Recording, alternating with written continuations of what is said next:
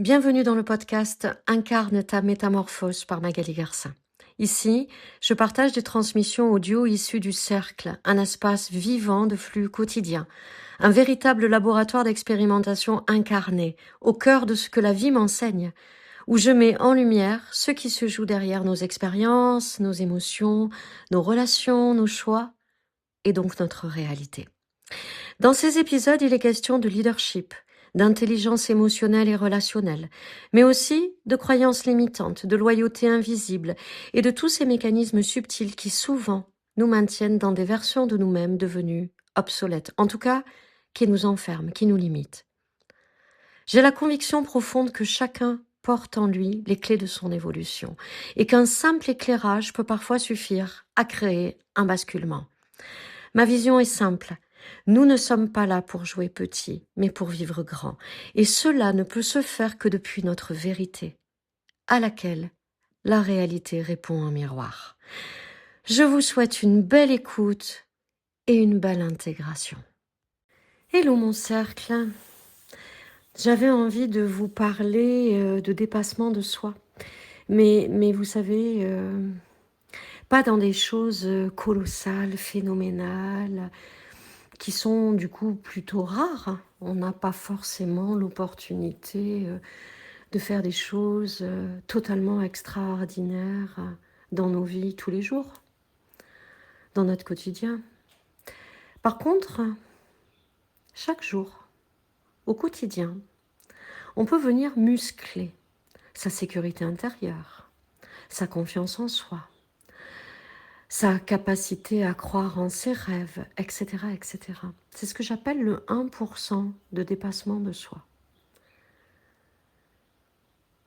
Si on est tout à fait honnête vis-à-vis de nous-mêmes, si on ne se raconte pas des histoires à propos de nous-mêmes, et le mental est très fort, on le sait, pour nous faire croire que « Ah ouais, non mais là, je sais me rediriger quand je suis déclenchée et que ça génère une émotion en moi. » Ou là, je sais me réajuster si je vois que je retombe dans mes anciens schémas de peur, de doute, donc de contrôle, etc.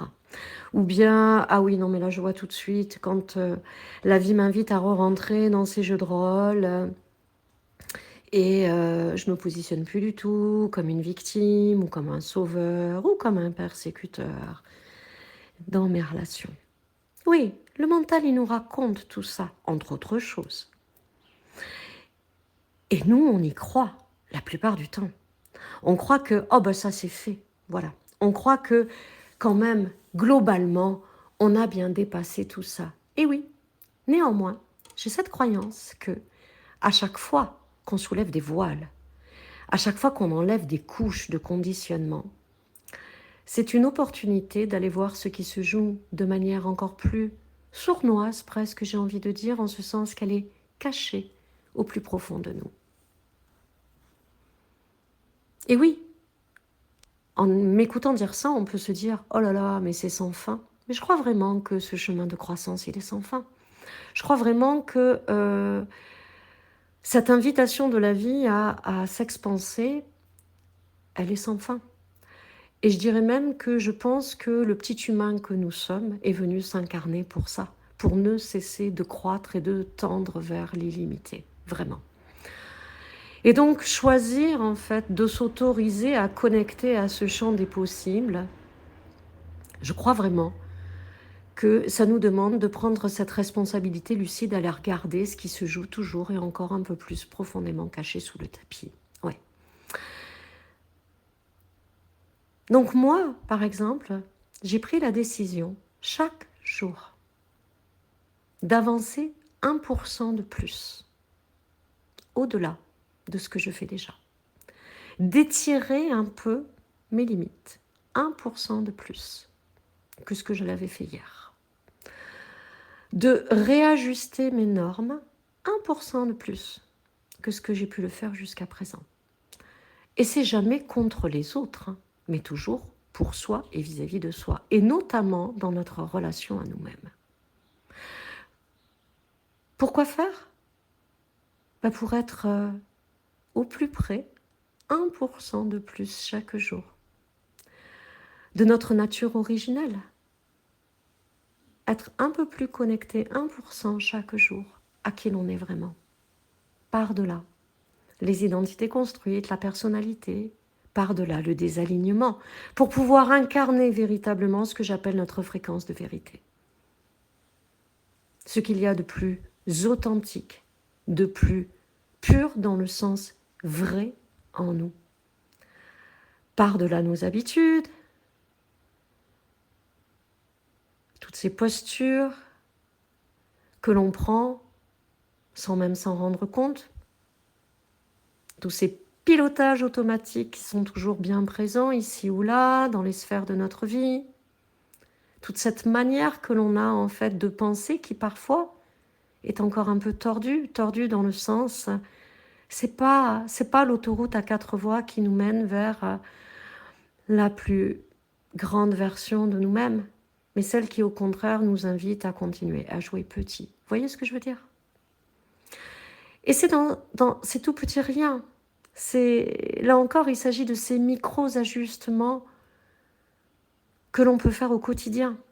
C'est pas forcément des très grandes choses. Ça ne demande pas d'accomplir des prouesses. Non. Juste d'être au plus près de soi. Au plus près de sa vérité. Pour pouvoir répondre en fait et rayonner dans le monde ce qu'il y a de plus vrai, ce qu'il y a de plus authentique. De nous, en nous. Et donc oui, par-delà tous nos conditionnements, par-delà tous ces fonctionnements automatiques, toutes ces habitudes qui régissent en fait plus ou moins nos comportements depuis des années. Et c'est ok, on est ok avec ça, on accueille ça, on s'aime, mais je veux dire, mais tellement... dans tous ces travers-là, si on pouvait parler de travers. Vous voyez ce que je veux dire? Il ne s'agit pas de se juger, de se condamner, ou de se flageller, ou de s'accuser. Oh là là, j'en suis toujours là. Pas du tout, pas du tout. Déjà, le voir, c'est énorme. Et décider, parce que c'est toujours un choix. On en revient toujours au fait que c'est une décision que je choisis de prendre, et je décide de décider.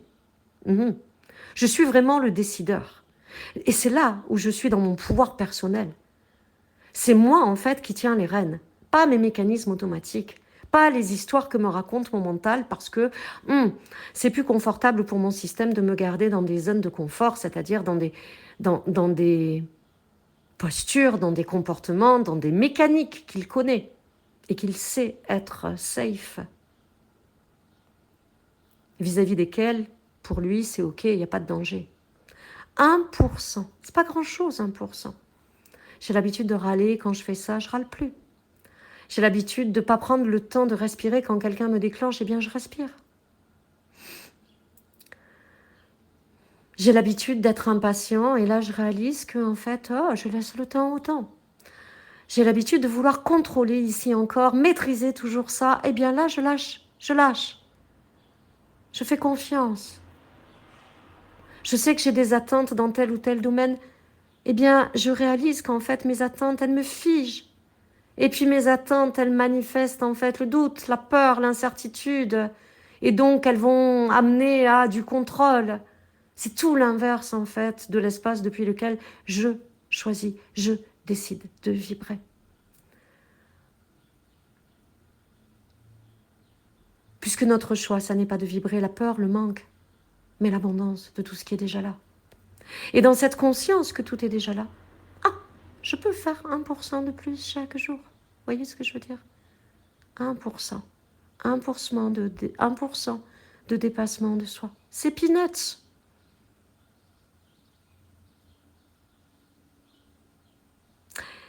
Et ce 1%, sans violence, sans conflit interne, qui vont me donner la sensation d'être en danger, donc mon système ne va pas être en alerte, ça va changer la trajectoire. Mais j'ai vraiment cette conviction, cette certitude, mais vraiment inébranlable, que ça va changer toute la trajectoire. Je vous souhaite une belle journée. Merci d'avoir écouté cet épisode. Une nouvelle transmission est disponible chaque lundi matin sur toutes les plateformes de podcast. Si cet audio résonne en vous, vous pouvez le partager, vous pouvez vous abonner et le faire circuler dans un élan de contribution au plus grand monde. Et vous pouvez rejoindre l'espace du cercle à tout moment si vous voulez aller plus loin. Je vous mets le lien en commentaire.